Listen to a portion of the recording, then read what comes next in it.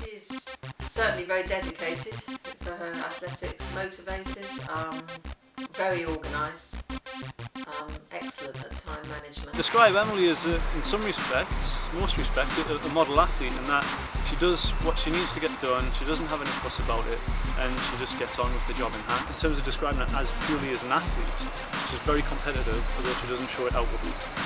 When she stands behind the start line, she's ready to be as competitive as anyone else on that start line, if not more. The thing that would stand out the most about her for me was how smooth she was as an athlete. Very, very natural runner.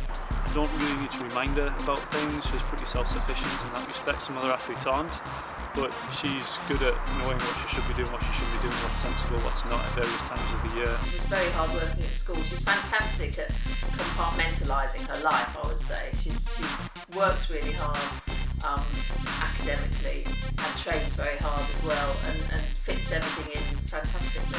Emily's strengths as an athlete are that she's good in competition situations. Every athlete who's going to be a good athlete needs to be able to compete. She's very smooth in her running action, and that's what led me to think ultimately she would be a 400 metre runner. And even before she ran any 400s, I sort of said to her, I think this is the direction that you need to head. And I think she was a bit sceptical, but when she ran a few and saw how good she could be at it, that sort of sold her onto it. And any good athlete, when they run, it looks effortless. And when you watch Emily run, it looks effortless. And it doesn't take a trained eye to see that. And for me, it makes things quite simple, because she's got a lot of good traits. There's still some things to work on. She can still be a little bit stronger, still some mobility things, some technique bits and pieces, but she's headed in the right direction. I started at school with the cross-country sort of system there.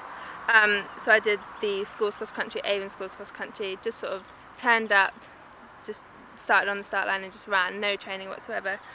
Turned out I was quite good at it. I didn't really know what I was doing, just went and ran, and but I didn't enjoy it at all because it was cold and windy and muddy, and it wasn't really my sort of thing. So that's when I moved and focused on my tennis, because I played that since I was about 4. So I focused on that up until I was about 16, I think, and then sort of almost felt like I'd been doing that for too long and lost the love for it, so I moved back to athletics. And because my mum and both her parents were involved in athletics and they started in long jump, it was just natural for me to join with the local long jump coach, which was Paul Weston at Bath Uni. So I joined there and really enjoyed that much more than cross country, and started in his group, and then he realised that I was probably more talented towards the sprinting. So then that's when he passed me on to Dan Cossins, who was also at Bath. I first came to coach Emily in 2007, I think, and basically she was being coached by a guy called Paul Weston, and her focus at that time was long jump. And Paul's a specialist jumps coach, and she was doing some sprints on the side, because obviously speed is an element of jumping. So she was doing some 100s and 200s as part of her preparation for jumps, and she just ran some really good times, around just under 25 seconds, which, considering she hadn't been focusing on it, showed that she had some potential. Because I had a small group of sprinters at the time, Paul asked me to help her out with her sprint starts and things like that. So, and gradually as time went on, she became more of a permanent fixture in my group, until she was eventually, I was coaching her solely and she was focusing only on sprints, which I think was the right decision. Well, she didn't really discuss it as such. I mean, she was always a very good runner. I mean, even when she was tiny, she used to literally run everywhere. And then at school, she got selected to compete in various cross-country events, and won the Southwest Cross Country actually when she was about 11 or 12. And then she got selected to train, but in a middle distance group. And she didn't like that at all, so she completely stopped doing athletics for quite a while and took up tennis and did that quite seriously. But then I think realised that really she was more of an athlete than a tennis player, and did a couple of competitions and did very well, and thought, actually, I think I'm doing the wrong sport here. So we started working together in September 2009, so I've had 2 full seasons, and this is the 3rd outdoor season. And how has your relationship with Emily developed since you first started coaching her? When I first started coaching Emily, we'd never met.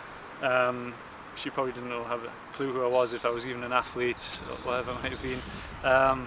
And so from there it's gradually built, and Emily had a few injury issues when she first came, as a lot of students do, of up in a workload, change of track surface, and I think in the beginning it was quite tough for her, and I think she's the type of person that you need to spend a bit of time with to develop that relationship with.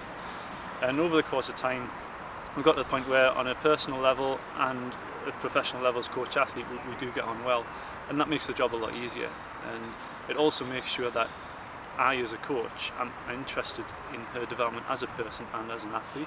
I would train sort of 6 days a week, so Sunday is my day off. I'd have about 3 track sessions, a couple of sort of fitness core sessions, and then a few weight sessions a week as well. So it's quite full on, but it's good. How important is your relationship with Jared then in terms of your training and then competing?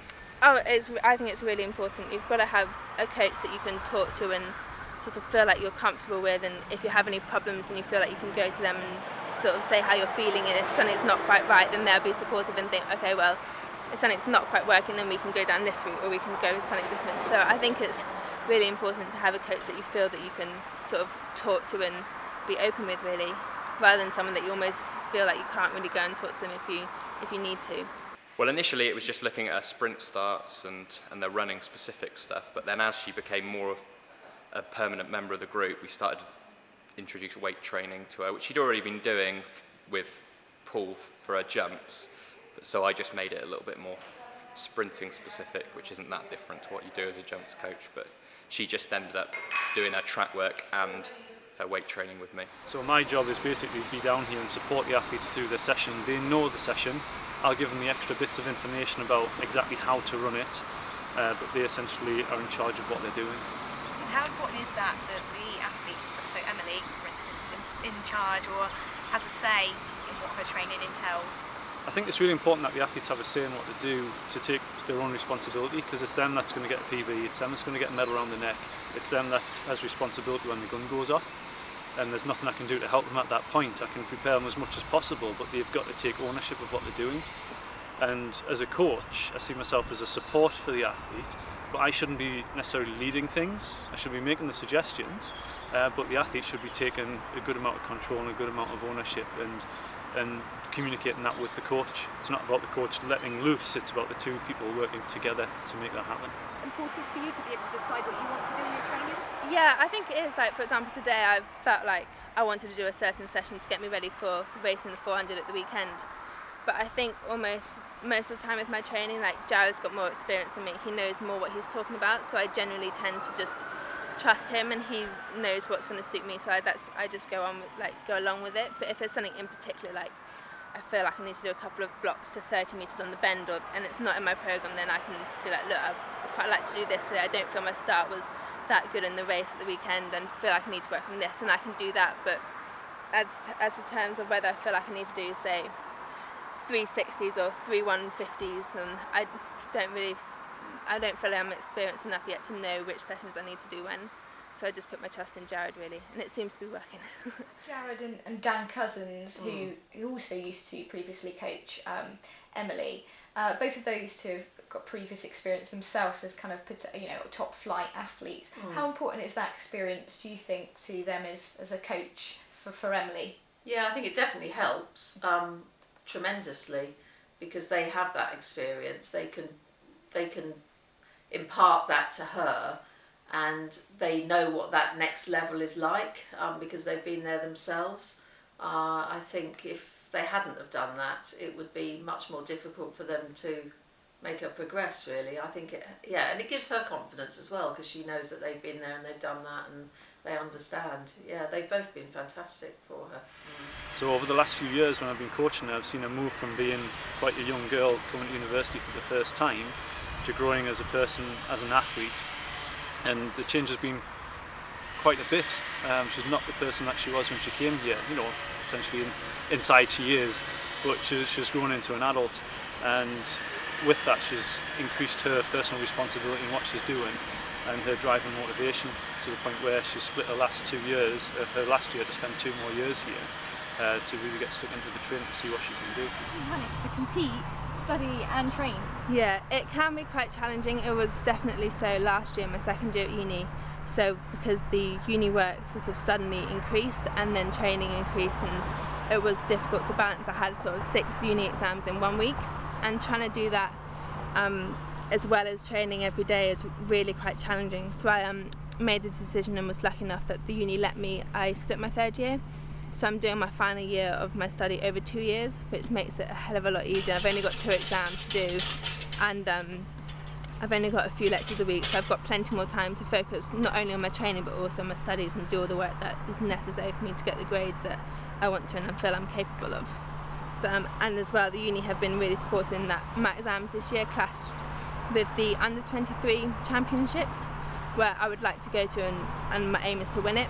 But because my exam was on the Friday night and the Saturday, it wouldn't be possible for me to do both. So the uni were kind enough to let me take those exams in September.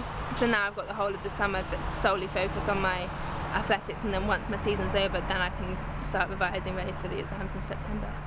What's it like being able to train here then in excellent facilities that Loughborough has to offer? Yeah, it's amazing. Like when I was looking around unis, this was by far the best facilities. Like I always knew when I was in A-level and GCSE that Loughborough was the uni that I wanted to come to, and to me there was never really another uni that, because the athletics facilities and the gym facilities here are so good, to me there was no point thinking about going anywhere else.